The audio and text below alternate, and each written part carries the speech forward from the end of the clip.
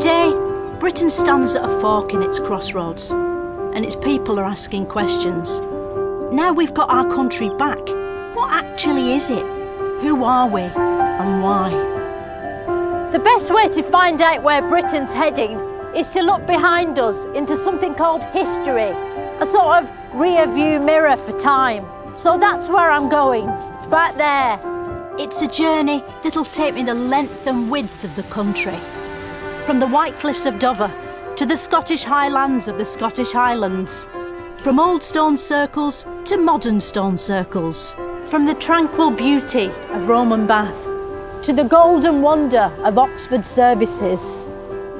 I'll discover how we went from ancient man to Ed Sheeran, why Elizabeth I happened, and solving the mystery of just who Winston Churchill was, and why he wound up helplessly trapped inside this banknote. Along the way, I'll be shouting at helicopters! And looking at some of the biggest events in British history and asking people about them. In War II, why did the British build bombers to attack their own territory? How do you mean? Well, the Lancaster bombers. And also, walking somewhere impressive with my mouth shut, while my voice speaks anyway, like I'm talking aloud in my own head.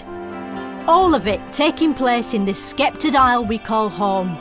So join me, Philomena Cunk, as I take you right up the history of the United Britain of Great Kingdom. This is Cunk on Britain.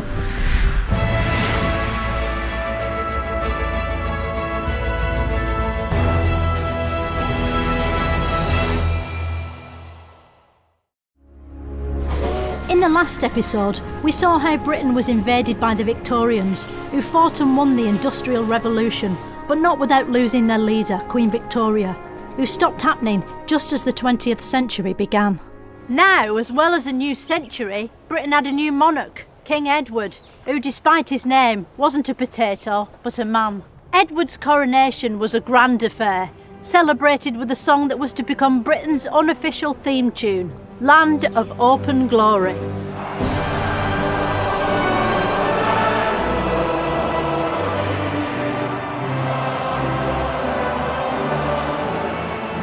This melodic musical tune was written by one of the best British composers this side of Ed Sheeran, Elgar.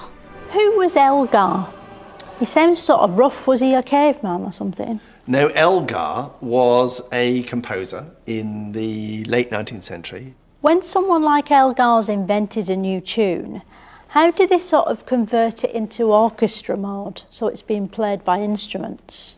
He probably, when he composed it and notated it out and had the sound in his head, he would then what's called orchestrate it. So he'd write out all the parts for all the different instruments, and then he'd hand that over to an orchestra and they would play it. How do the instruments know what to play though? Because it was all written out for them. Their little part was written out for them and all the little parts joined together. So the instruments have people attached to them? They do.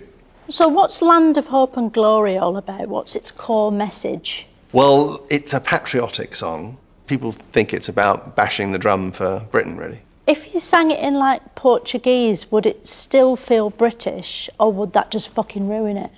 Well, it wouldn't have any meaning, but you might get that it sounded like it was supposed to stir you up without knowing why or what it was about.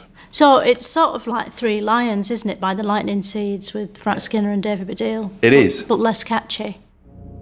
Sadly, no amount of patriotic music could save the new monarch from an early death. And in 1910, King Edward died and was buried beneath the soil to rule over his fellow potatoes for all eternity. Little did he know it at the time, but he'd narrowly avoided tragedy by dying, because just a few years later, in 1914, Britain suffered the first of many 20th century shocks. Nowadays, first world is something you put in front of the word problem to show that it isn't really that bad, like running out of couscous or not being able to check Twitter in a tunnel. But back then, first world was what they called the war. The First World War had loads of nicknames: the War to End All Wars, the Great War, and of course, World War I. Why did they call World War I World War I? It's quite pessimistic numbering, isn't it? Or did they just know it was the start of a franchise? At the time they weren't numbering the wars, although I think that in the First World War, the idea of it being a great war, denoting the sheer scale of the conflict, the casualty rate, was already becoming used quite a lot. So it was called the Great War, but not because it was great. The First World War was started by the killing of one man, Franz Ferdinand. You've probably never heard of him, or the band named after him, but he was dead important, by which I mean he was only important when he was dead. His assassination triggered a series of other killings. Soon it caught on, and everyone wanted to be killed. It was a bigger craze than fidget spinners. Eventually, Britain got sucked into the fighting, and men queued up to have their flat caps converted into fighting men's helmets. Soon, hundreds of thousands of Tommies were heading for battle. Why were all the British soldiers in World War I called Tommy? Was that just a coincidence? No, it wasn't a coincidence, it's just a general name that became applied to British soldiers in the same way we talk of Fritz as being a generic name for German soldiers. What happened in Norman's land? Were only people that were called Norman allowed in there?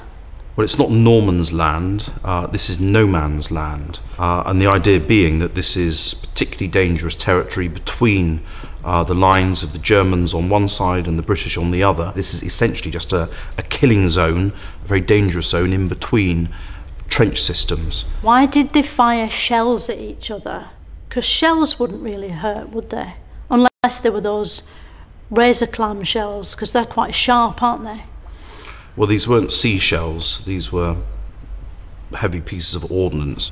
We're actually talking about bits of metal in brass casing, so that's where the name shells comes from. All right.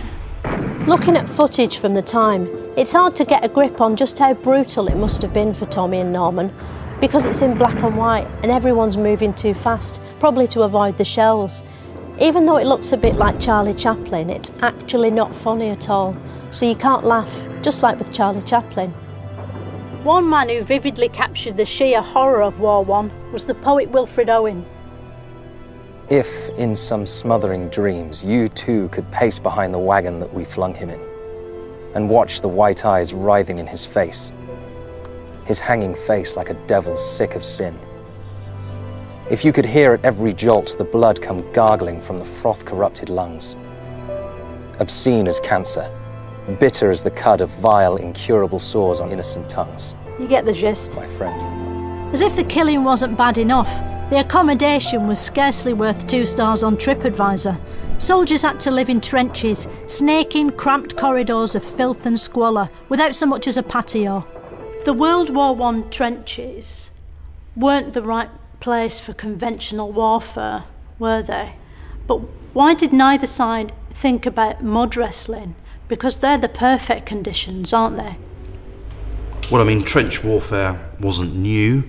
I think that whilst you will get the occasional game of Christmas football, I don't think that anyone actually ever thought that letting the guns fall silent and having mud wrestling competitions was ever going to sort anything out. I think they missed a trick, don't you? Eventually the war ended at 11 o'clock on the 11th hour of the 11th day of the 11th month in the year 1119, 1118, hence the term stopping for 11s. The soldiers came home to a Britain they could hardly recognise because it was wearing a skirt. While the Tommies had been away at the front, women had stepped into their old jobs. There were women milkmen, women postmen, women bus driver men, even women male prostitutes. What's more, the economy was in a pickle. After the war, many industries found it almost impossible to sell their goods abroad because abroad was mainly rubble. There were strikes and marches and a Great Depression. Things were shithouse bad. People needed escapism, but luckily for them, the age of mass entertainment was just beginning. It was the roaring 20s. City streets were full of jazz clubs, packed with Jeeveses and Worcesters, and women with Lego haircuts dancing like they were surprised while shitting their pants at a fancy dress party. And people who couldn't afford to enjoy a roaring 20s for themselves could still watch films of other people doing it at the newly invented cinema. The cinema was a cross between YouTube and theatre. Despite this, it was popular and people queued to get in. They showed Charlie Chaplin films, but even that couldn't keep them away. The whole country went films bonkers. Going to the cinema in those days was more like going to a book. Because there was no sound, the story was explained by words on the screen. A bit like spoilers, but happening at the same time as you were watching it, so not as annoying. And if you couldn't make it to a cinema or cocktail bar, you could still enjoy the jazz age, because scientists had worked out a way to force jazz into your house using a magic called radio. Radio was an exciting new invention that made it possible to hear other people's voices in your living room without the use of thin walls or a devastating mental condition. To help keep the early airwaves in check, the government created something called the British Broadcasting Corporation, the BBC. How come the BBC started with radio? Because radio's loads less popular than television, isn't it? There are people in radio who'd get very angry about that. Radio still performs tremendously well. There's still radio.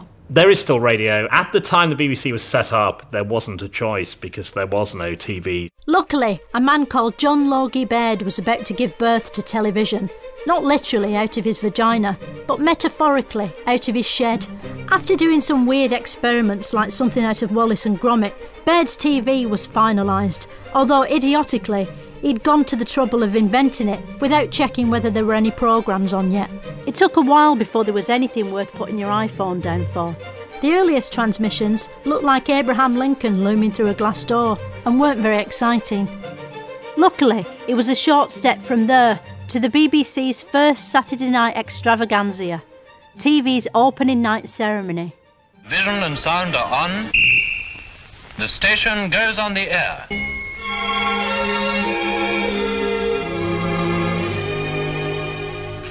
A mighty maze of mystic magic rays. The show got a record audience of 400, the sort of viewing figures BBC4 still dreams of. Despite its popularity, the BBC was causing controversy from the start, and the powers that be were suspicious of it. Why did the government start the BBC in the first place? It seems like these days they're always trying to close it down. Was it one of those stupid mistakes they made, like Brexit?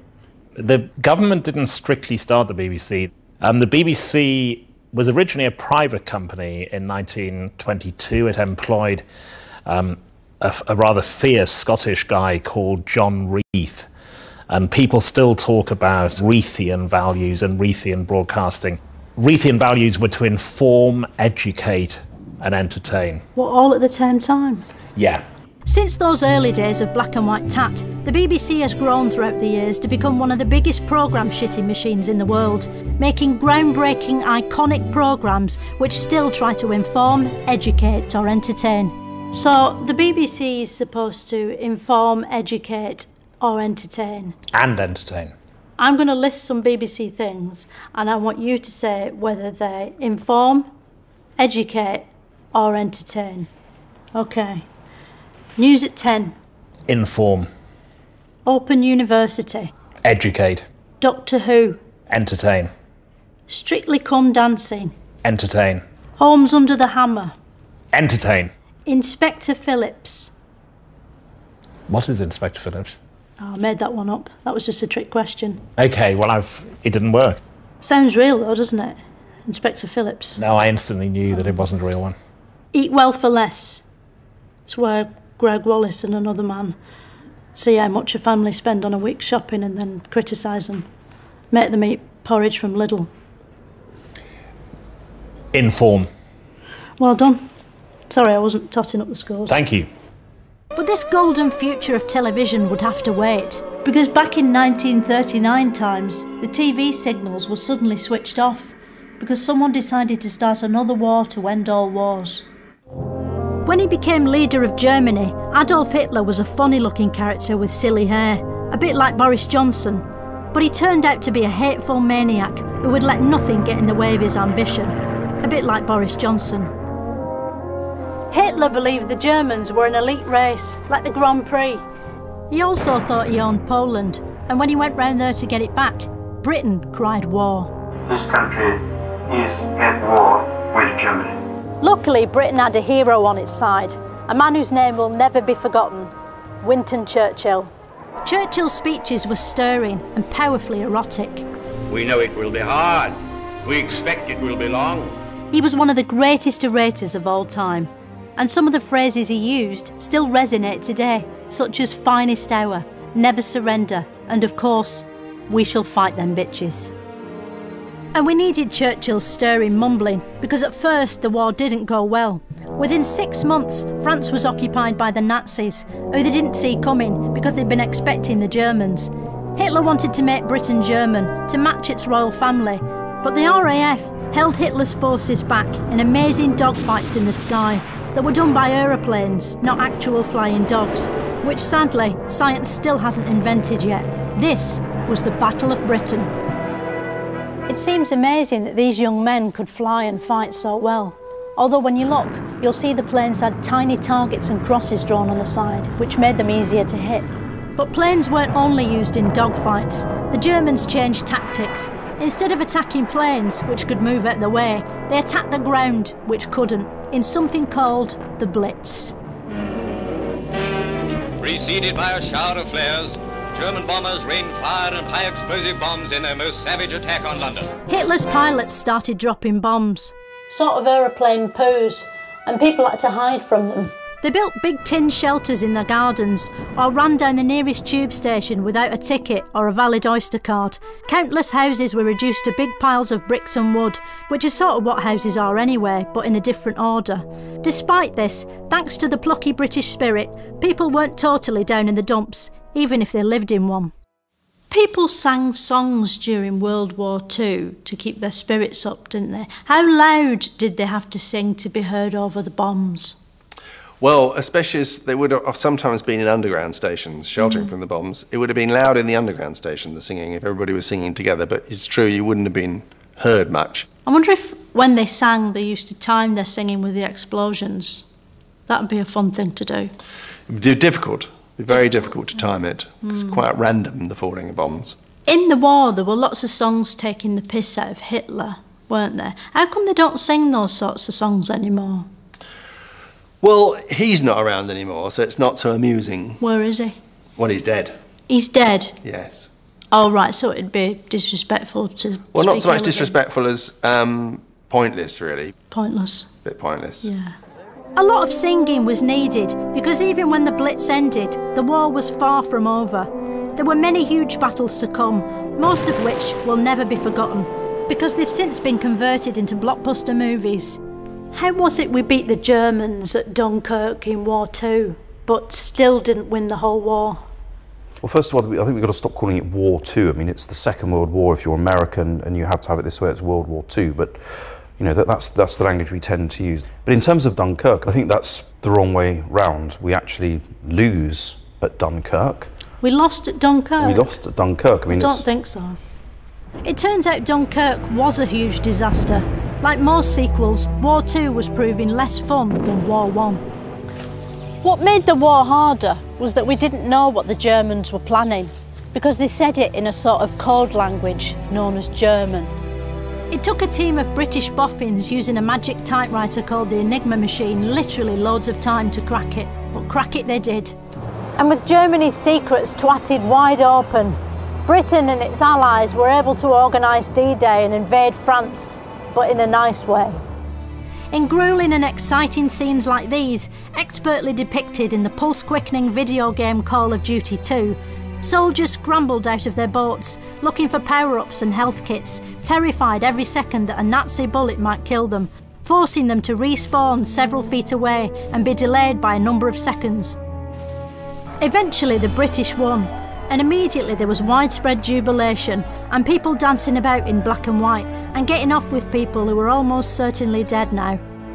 A new, hopeful era had dawned, an era which 41 years later included the BBC painting and decorating television sitcom Brushstrokes.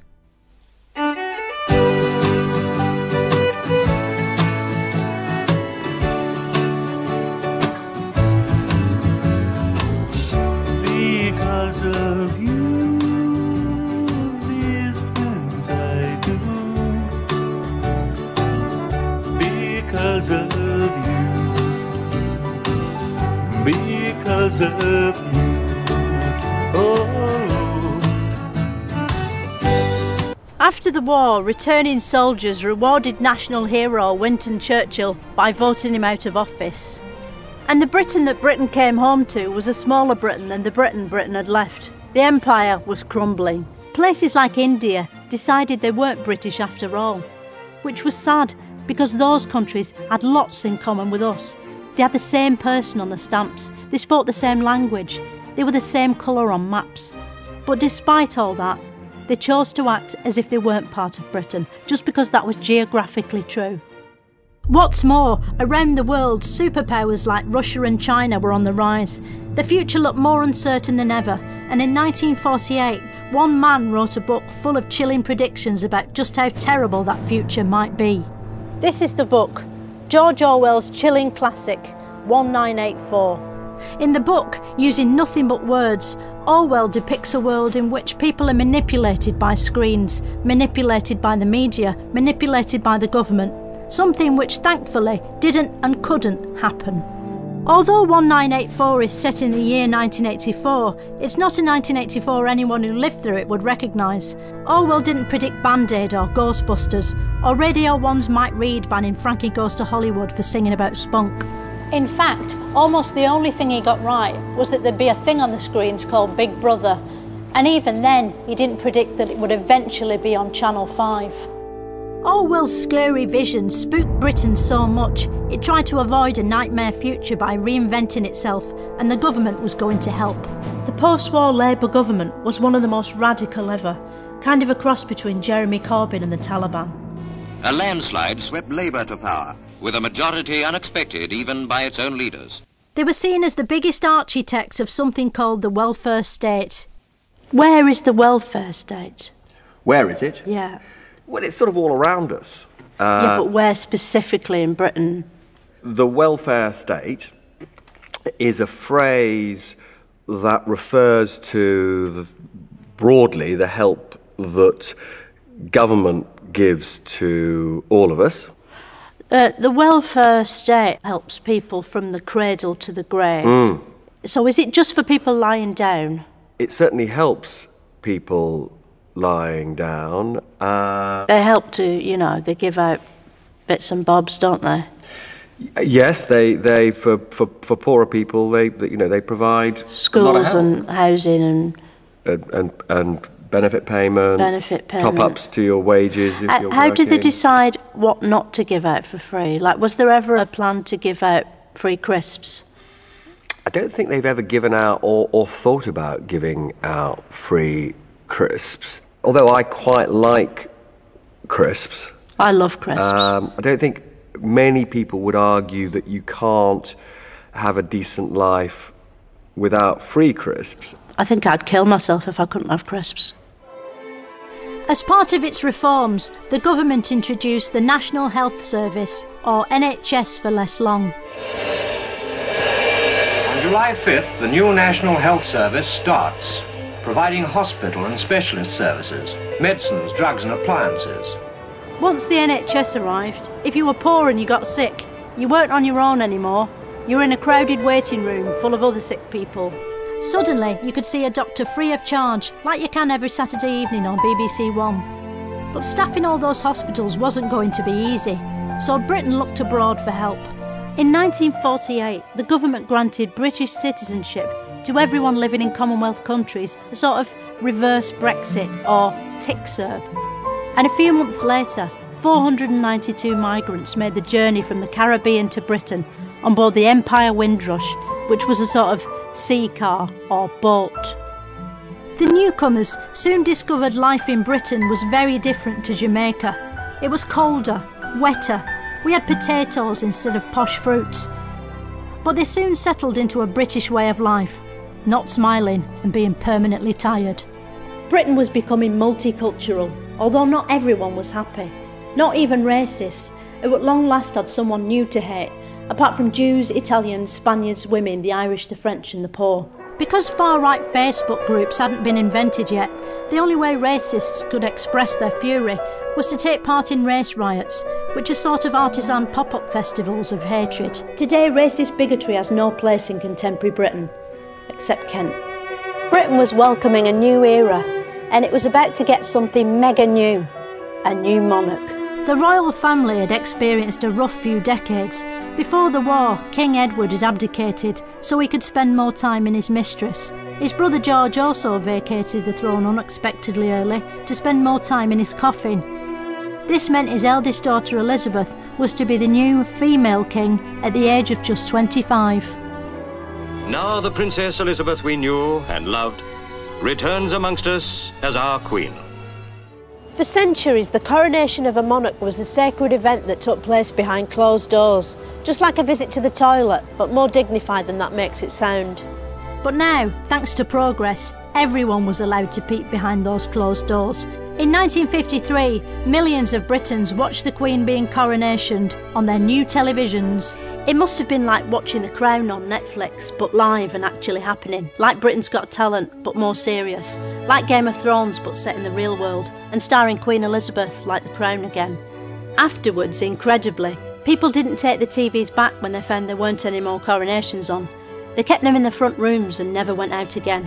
As well as a new Queen, the nation had got itself a new Prime Minister. Britain was changing so fast that the only way to tell what country it was to keep getting everyone to wave flags. The national mood was shifting. It's the 1950s, a time of great change.